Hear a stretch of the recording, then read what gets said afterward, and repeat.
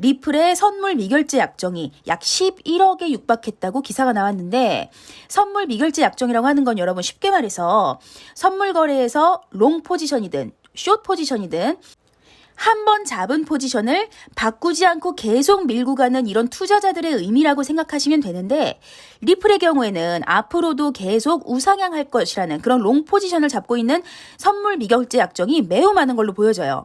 자, 이건 보통 앞으로도 가격이 대상승할 거란 반증이기도 하지만, 롱 포지션에 뒤늦게 뛰어든 그런 투자자들은 세력들의 기습 급락, 이 장난에 쉽게 노출될 수 있다는 단점도 있기 때문에 선물 거래하시는 분들 혹시 모를 일시하락에 주의하면서 투자하시면 좋을 것 같아요. 블록체인 데이터 분석 업체 코인 매트릭스에서 국가 간 송금 용도 기능으로 현재 어느 암호화폐가 가장 잘 활용되는지 분석을 했는데요. 분석에 따르면 올해 온체인 데이터상 송금 용도로 사용된 트랜잭션은 테더, USDT가 가장 많았고, 그 다음이 USDC, 비트코인, 이더리움, 리플 XRP 순으로 나오면서 리플 XRP가 송금 기능 활용에 생각보다 제한적이라는 기사도 있었어요.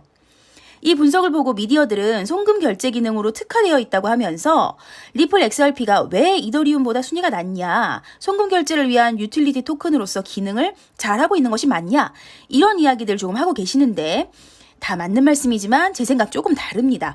송금 결제로서 기능을 잘 하기 위해서 고려되는 것들이 여러 가지가 있겠지만, 제가 봤을 때 중요하다고 생각하는 건 딱 두 가지가 있어요. 첫 번째, 송금 결제 기능을 잘하고 있는지 확인하기 위해서는 그 프로젝트가 시장을 얼마나 장악하고 있는지 또는 장악할 수 있는지가 중요할 것 같고, 둘째, 활용되는 코인이 화폐로서 얼마나 안정적인 가치가 있는지를 한번 생각해 봐야 돼요. 왜냐하면 송금 결제 기능을 한다는 건 결국에는 통화, 이 화폐로서의 기능을 해야 되는 건데, 통화 화폐로서 기능을 잘 하려면 바로 그 가치가 안정적으로 유지돼야 하는 것이 너무 중요할 것 같아요. 가격이 이게 너무 지나치게 들쭉날쭉하거나 또는 그 화폐 자체가 어떤 큰 리스크를 가지고 있다면 사실상 활용성이 떨어질 수밖에 없다고 생각이 돼요. 따라서 테더나 그리고 USDC, 이 스테이블 코인이 송금 결제 용도로 압도적으로 많은 비율을 차지하고 있는 거 사실은 당연한 결과라고 생각이 됩니다. 폭스 비즈니스 기자 엘리노어 테렛에 따르면 SEC와 리플의 미등록 증권 판매 소송 담당 이 샤라 넷번 판사가 리플과 SEC 상호 합의를 위한 회의 일정을 잡도록 명령했다는 소식인데요. 이는 사전 심리 절차로서 토레스 판사 판결에 대해서 증거 개시 및 아주 간단한 이유 제기 절차라고 보시면 됩니다. 이 절차 때 합의가 이루어질 가능성이 가장 높다고 이야기하고 있습니다.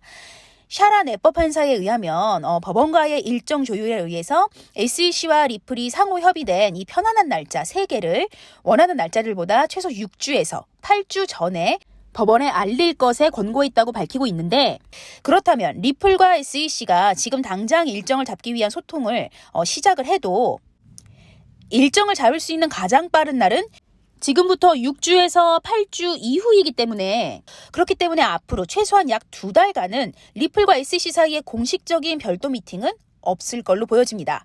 엘리노어 테렛은 리플과 SEC가 넷번 판사가 명령한 이 해당 절차를 거부할 수 있는지, 혹은 합의에 이르지 못하게 할 수도 있는지, 아니면 둘 다 잠재적으로 합의에 도달할 수 있는지에 대해서 변호사들은 어떻게 생각하냐고 질문을 남겼습니다.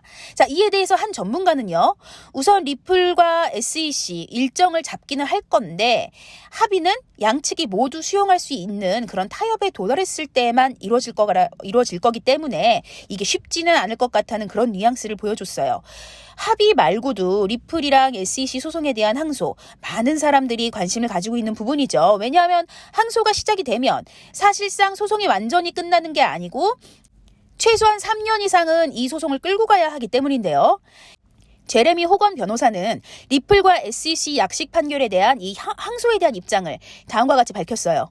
우선 이 변호사는 항소의 경우 사건이 완전히 끝난 이후에 이루어지는데, 이번 사건은 그렇지가 않다라고 얘기를 하면서요.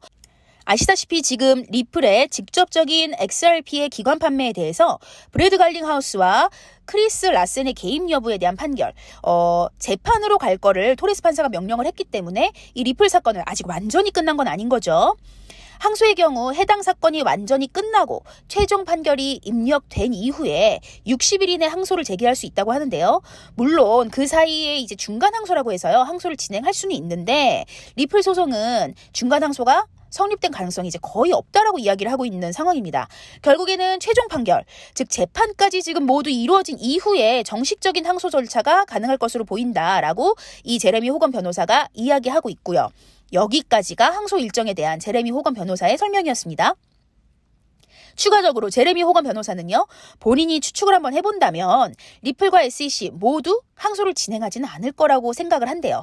왜냐하면 우선 제레미 호건 변호사에 의하면 현재 대부분의 변호사들이 SEC가 항소할 걸로 생각한다고 하지만 본인은 그렇지 않다고 보는 이유가 있다고 해요. 첫 번째, 토레스 판사가 이미 전체 기록을 다 면밀히 검토한 결과이기 때문에 항소해서 이기기는 어렵다고 본다. 또 두 번째, SEC가 항소함으로써 얻는 것보다 잃는 것이 더 많기 때문이다라고 합니다.